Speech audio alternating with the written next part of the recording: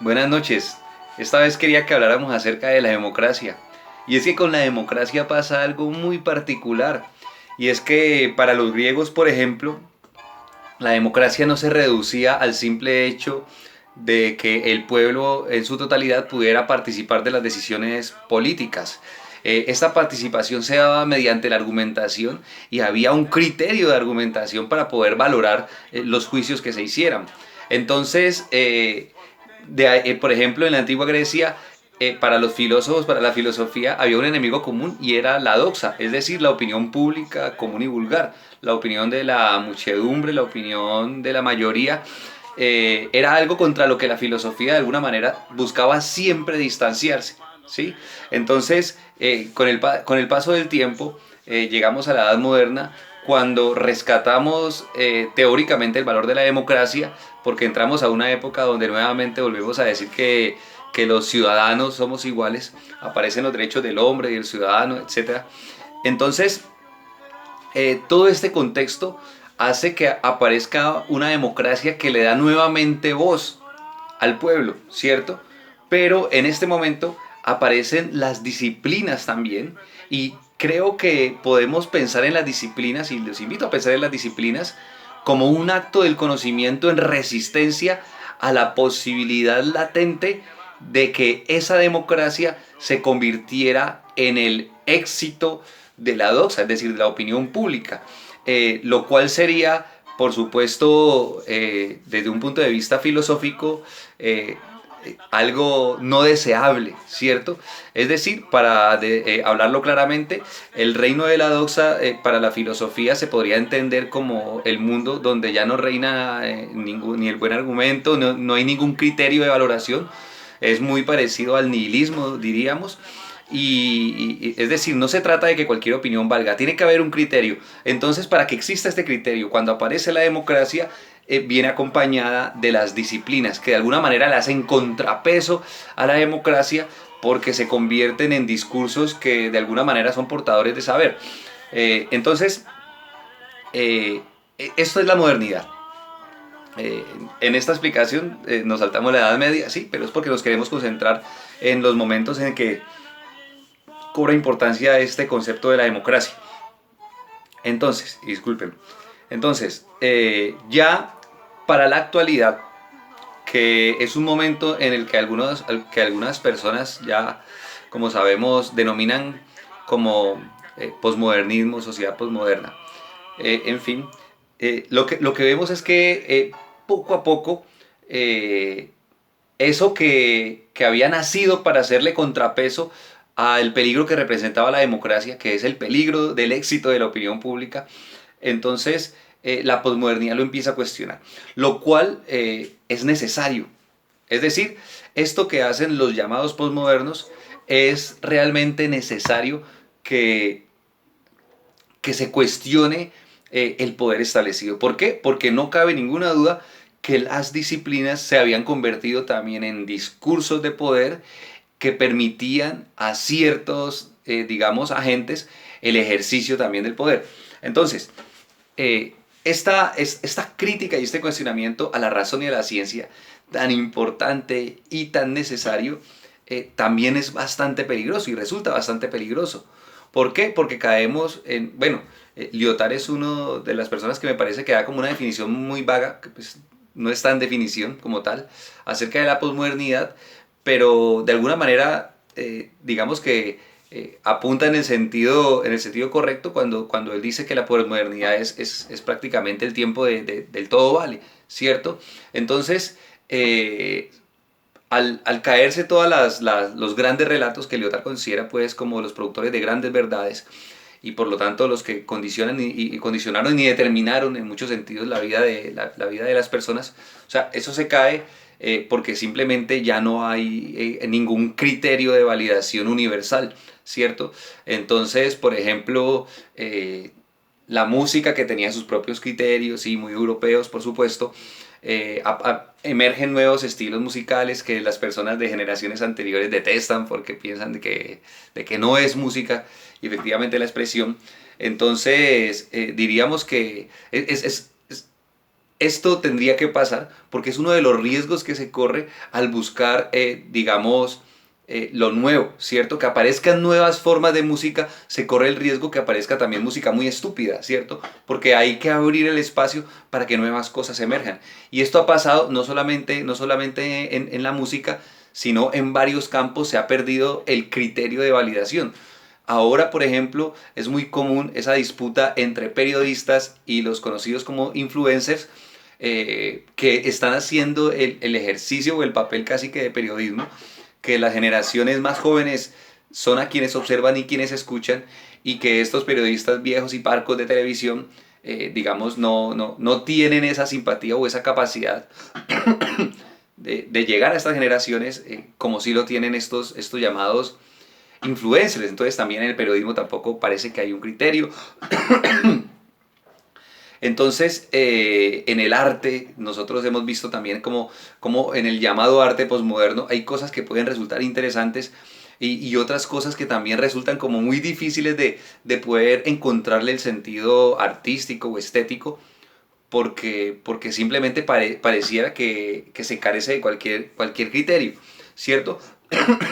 Y no es esto a lo que hacen referencia los autores de la subjetividad, ¿cierto? Como Guattari, Félix Guattari y Gilles Deleuze, porque realmente la subjetividad no se entiende como un proceso de individuación o individualización, ¿cierto? Donde yo soy tan subjetivo que me abstraigo por completo del mundo y construyo un mundo aquí que nadie me lo puede tocar e involucrar. No, la subjetividad no es eso. Por el contrario, la subjetividad siempre se construye a partir de una relación constante y permanente entre una adentro y una afuera. Entonces, siempre la subjetividad no soy yo, porque al contrario, la subjetividad, como la plantean Gilles Deleuze y Félix Guattari, hace desaparecer por completo el yo, porque el yo no, el yo sería el centro ordenador, pero en este caso no existe un centro ordenador. Entonces, digamos, se pierde el criterio en la música, se pierde el criterio en el arte, se pierde, bueno, la música es arte, por supuesto, pero hago referencia a los ejemplos particulares en los cuales es muy fácil notar que efectivamente hay unos nuevos agentes que están, digamos, eh, que están presentes ahora en el campo de juego, ¿cierto? Y hay que tomarlos en cuenta. Entonces, ¿qué ocurre? Que el capitalismo, por supuesto, siempre se transforma de tal manera que pueda siempre capturar esas nuevas prácticas emergentes y reducirlas a un centro ordenador que es el aspecto del capital, ¿cierto? Entonces, por ejemplo, aparecieron grupos musicales, cuando aparece el metal, cuando aparece el punk, ¿cierto? Que son bandas que aparecen por ahí en bares horribles, ¿cierto? Pero que luego, digamos, es una música que el capitalismo coge, adopta, es una música que de alguna manera parece como resistencia, pero el capitalismo lo codifica y lo convierte en algo que lo alimenta, ¿cierto? Entonces es una música que te vende un estilo de vida, te vende un estilo de cabello, te vende una actitud en particular, construye tu deseo, ¿cierto? Y te hace vivirlo con dosis de placer, ¿cierto? Reduciendo todo al centro ordenador del capital, porque te lo vende. Entonces finalmente todo se convierte en mercancía, ¿cierto? Pasa con los grupos punk, pasa con ejemplo en Colombia el proceso de paz con las guerrillas, ¿cierto? Entonces es un grupo que confronta de alguna manera el Estado, claro, delinquen, ¿cierto? Pero el Estado coge, hace un acuerdo de paz, los desmoviliza, los desarma, eh, y los pone a actuar obedeciendo sus leyes y sus reglas de juego, ¿cierto? Entonces la guerrilla pierde por completo esta pelea contra el Estado colombiano porque termina cediendo a las reglas del Estado, que sigue controlándolo absolutamente todo. Entonces, lo que vemos es que, digamos, esa democracia que se había construido a través de las instituciones jurídicas, ¿cierto? Que tenían leyes muy claras y que ahora, digamos, empiezan a ser cuestionados estos principios de la sociedad digamos, o de esta sociedad que se pretende democrática, porque por supuesto son, digamos, en algunos casos parece no corresponder con la realidad. O sea, la crítica que hacen algunos que podemos llamar postmodernos a al poder, al capitalismo contemporáneos, o sea, son ciertos respecto al daño al medio ambiente, por ejemplo, respecto a la exclusión o el racismo que ha provocado en algunos sectores, pero también es cierto que el capitalismo ha logrado transformarse y apuntarle hacia la inclusión, es decir, ha logrado también disminuir su propio racismo, ha logrado disminuir, digamos, eh, los niveles de pobreza en varios lugares. Eso es lo peligroso del capitalismo. Lo peligroso no es que sea tan malo, porque si siempre es malo, obviamente sería tan evidente que nadie se lo aguantaría. Pero si lo queremos y amamos y parece que nadie cuestiona la existencia del capitalismo, es porque realmente le damos mucho valor. Y el capitalismo, digamos, se sustenta en un discurso político que es el de la democracia. Y la democracia en el de una supuesta libertad, ¿sí? Y entonces esa libertad que siempre dentro de la democracia había tenido cierto criterio, como por ejemplo cuando hablábamos de los antiguos griegos, cuando decíamos, claro, cualquiera podía hablar, pero no se puede decir cualquier cosa porque hay que saber argumentar, ¿sí? Entonces, a todos recuerdo que cuando empezamos en la filosofía nos presentan la apología de Sócrates pues como un ejemplo de ese discurso, de esa argumentación tan fuerte y brava que se exigía en esos contextos, ¿cierto? Ahora pareciera ser que a causa de lo que quizás podemos llamar posmodernidad o lo que los posmodernos llaman la caída de las verdades y de los grandes relatos, entonces nos encontramos ante un realmente todo vale pero sin criterio alguno, ¿cierto? Entonces podemos encontrar, digamos, que cualquier persona cree que su opinión realmente es valiosa.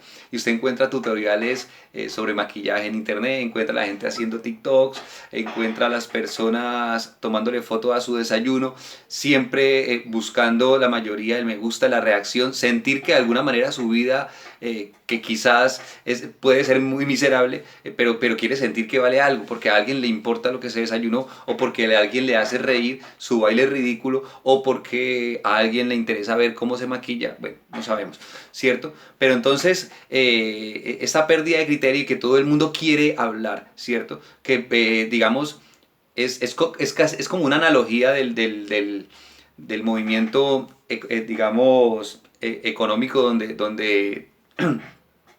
donde la moneda simplemente pierde valor, ¿cierto? Lo que alcanza un tiempo la moneda alcanza para X y Y cosas y al tiempo esa misma moneda alcanza solo para X cosas, ¿cierto? Entonces, asimismo, pareciera ser que ahora, digamos, cuando todo el mundo tiene la posibilidad de hablar y de opinar, aparece la sensación que, que no hay criterio y entonces que todo vale y cualquiera puede hablar y opinar. Y finalmente lo que entra en crisis es la democracia, porque cualquiera dice lo primero que se le venga a la cabeza y no hay ningún criterio ni de justicia, ni de libertad, ni de sociedad. Todo el mundo quiere, y por supuesto es normal que así sea, ¿cierto?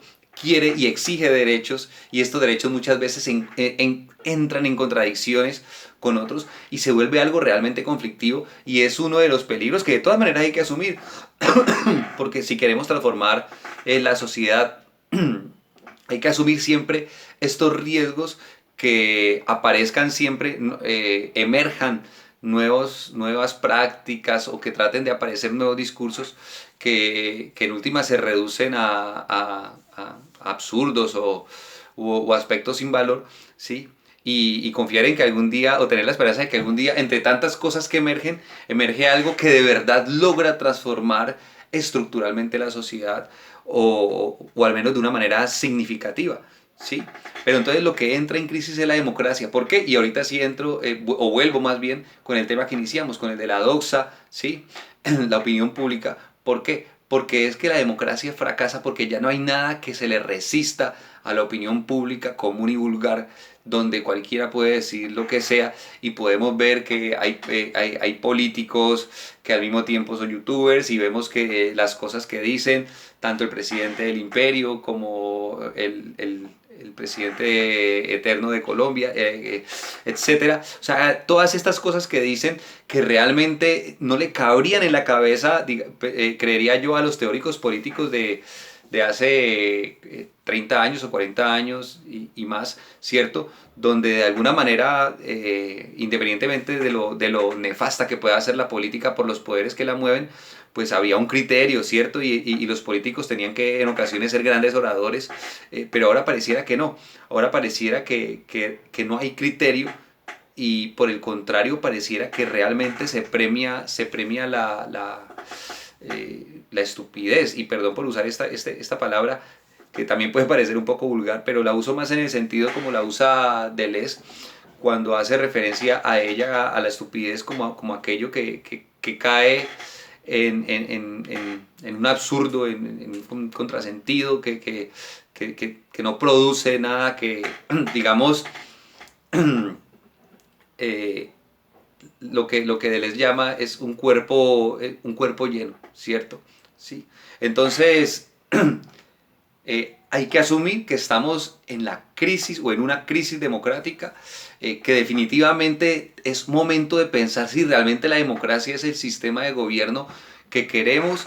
No hemos sido capaces de cuestionarla ni de cuestionar la institucionalidad, porque aún conservamos mucha fe en ello, a pesar de que ha demostrado su ineficacia para resolver los problemas de cualquier sociedad. O sea, la crisis de la democracia actual es la crisis de las instituciones, pero no es una crisis simplemente porque la gente dejó de creer en ellas y ya, sino que si hay personas que ya no creen en la institucionalidad ni en el Estado, es precisamente porque no hay razones ni absolutamente nada que le permitan a uno creer en dicha institucionalidad. Si hoy sabemos y reconocemos, por ejemplo, que cada uno de nosotros somos distintos porque nos hemos construido a partir de nuestra experiencia, y la experiencia particular es siempre distinta, aunque se entrelace con las experiencias de otros, ¿cierto? Si somos así, por ejemplo, tenemos que asumir las consecuencias de ese hecho si lo construimos como un hecho real. Y una de esas consecuencias es la imposibilidad, por ejemplo, de un presidente. O sea, es ridículo que existan hoy naciones o estados con presidentes que se suponen son la representación de sus connacionales, cuando esto es, solo pensar esto a la luz de lo que hoy sabemos acerca de la subjetividad y demás, es ridículo realmente. O sea, de hecho, pues, las transformaciones las podemos ver porque, pues, digamos, al menos en Colombia, los ciudadanos se dan la libertad de bromear y reírse de su presidente. El presidente es una figura que muy poco respetan en Colombia, no representa a nadie. Sin embargo, existe una tendencia o un discurso que aún intenta darle legitimidad a esto, ¿cierto? Pero las instituciones sin duda están en decadencia, son algo en lo que no se puede confiar, que tienen que caer, en algún momento tendrían que caer, nada puede establecerse de manera eterna, aunque el principio de permanencia siempre lo busque, por principio, digamos, tenga esa tendencia a buscar lo estable y lo permanente.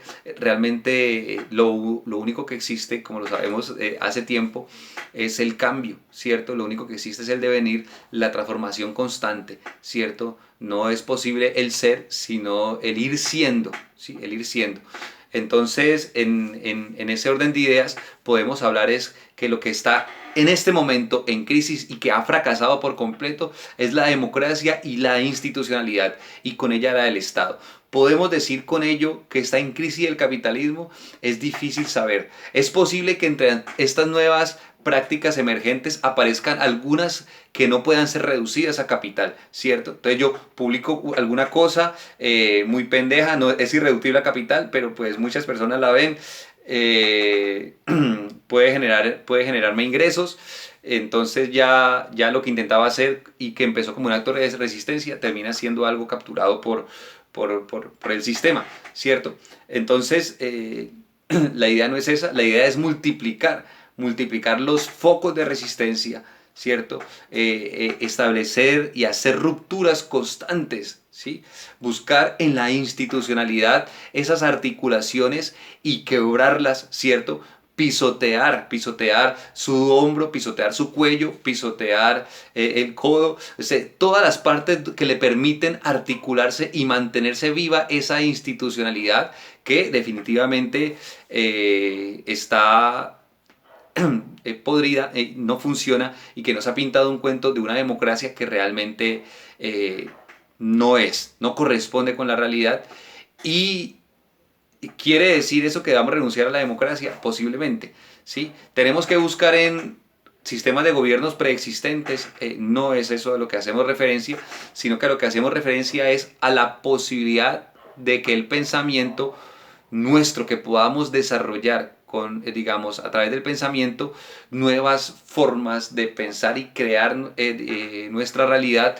eh, y bueno, es la tarea de pronto, tarea entre comillas, es compleja, pero sí hay que reconocer que el éxito de la democracia ya hoy no es otra cosa que el éxito de la opinión vulgar y común y sin valor, porque realmente cuando todo el mundo piensa lo mismo es preocupante o cuando actúa de la misma forma. Entonces eh, hay que pensarnos si realmente hemos perdido todo criterio de valor o si por el contrario llegará el momento en que asumamos el, digamos, el compromiso también, entre comillas, de crear nuevos valores no reductibles a capital, ¿sí? Que es, diría yo, lo más importante de las, digamos, las nuevas prácticas emergentes, ¿sí? Muchas desaparecerán, caerán en el mismo lodo de su estupidez, pero entre estas cosas nuevas pueden aparecer cosas interesantes, pero es muy importante por eso mismo ser exigentes a la hora de valorar, ¿sí? Para no, digamos, caer en esa idea del todo vale, porque terminaría reinando como ahora lo hace la doxa, ¿vale?